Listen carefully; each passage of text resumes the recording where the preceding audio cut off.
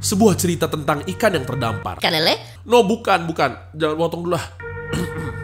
Ikan itu besar dan menyeramkan. Ikan paus? No, bukan. Jangan potong dulu, please. Ikan itu membawa... Mau bekal? Bukan. Aduh, pokoknya ini deh ceritanya, udah malas ah. Nama gue movie, dengerin aja langsung. The Thing That Drifted Ashore. Sesuatu yang terdampar, by Junji Ito. The Thing That Drifted Ashore. Sesuatu yang terdampar di tepi pantai. Cerita kali ini tentang gambaran kelamnya dan seramnya lautan dalam. Sebenarnya nggak serem kalau dibaca, cuma kalau kamu pikirkan, konsepnya serem banget dan sebenarnya serem sih. Sebuah kenyataan bahwa kita lebih tahu luar angkasa ketimbang laut kita sendiri, ketimbang laut bumi kita sendiri. Jadi kita udah lebih banyak eksplor luar angkasa justru daripada eksplor laut kita sendiri. Masih banyak makhluk yang ada di dalam lautan bumi yang kita belum temukan dan kita belum tahu. Cerita bermula dengan adanya makhluk aneh yang terdampar di lautan. Dan makhluk itu terlihat sudah mati. Dan di pantai itu banyak sekali orang-orang berkumpul, berkerumunan untuk melihat makhluk itu. Ada orang awam biasa dan ada peneliti. Peran utama kita kali ini adalah seseorang yang gak suka laut, benci laut, takut laut, tapi entah kenapa dia sendiri bingung kenapa dia tergerak untuk mendatangi pantai itu dengan capek-capeknya walaupun dia nggak suka. Singkat cerita, dia bilang rasa takutnya pada laut ada dikarenakan dia takut sama makhluk laut bagian dalam. Lu tau lah makhluk yang gimana, ikan-ikan yang gimana. Dimana ya kita tahu sendirilah makhluk-makhluk bagian dalam adalah makhluk-makhluk yang bentuknya unik, menyeramkan, kayak alien.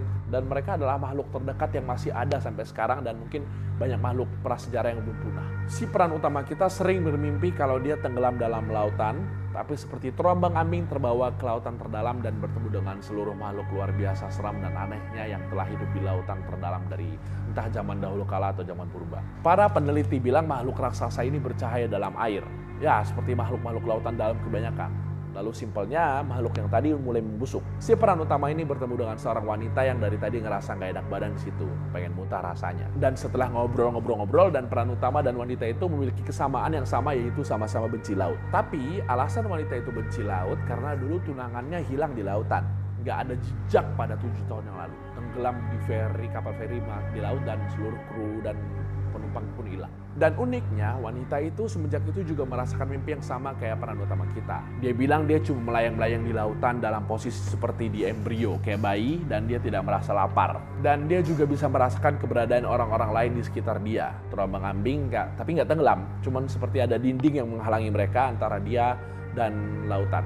Dan terombang-ambing dengan ikan dan makhluk-makhluk seram di lautan dalam. Jadi di sisi lain dia tidak merasa takut, tapi ya makin serem lah.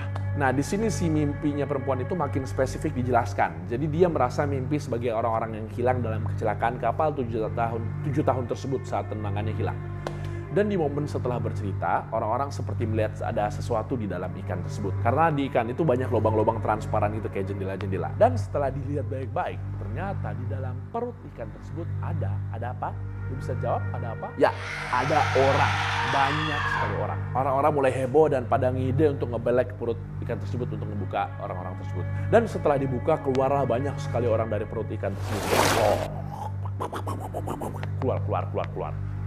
Dan setelah dicek, ternyata mereka bergerak dan masih hidup. Sang wanita yang curhat sama peran utama tadi pun kaget dan bergerak saat melihat ternyata ada orang yang dia kenal, yaitu tunangannya dia yang hilang di laut 7 tahun yang lalu. Orang-orang di dalam perut itu tuh adalah dalam keadaan yang suram banget, tapi masih hidup. Dan ternyata setelah diselidiki, semua yang di dalam perut ikan tersebut adalah orang-orang yang hilang dalam insiden kapal feri 7 tahun lalu tersebut.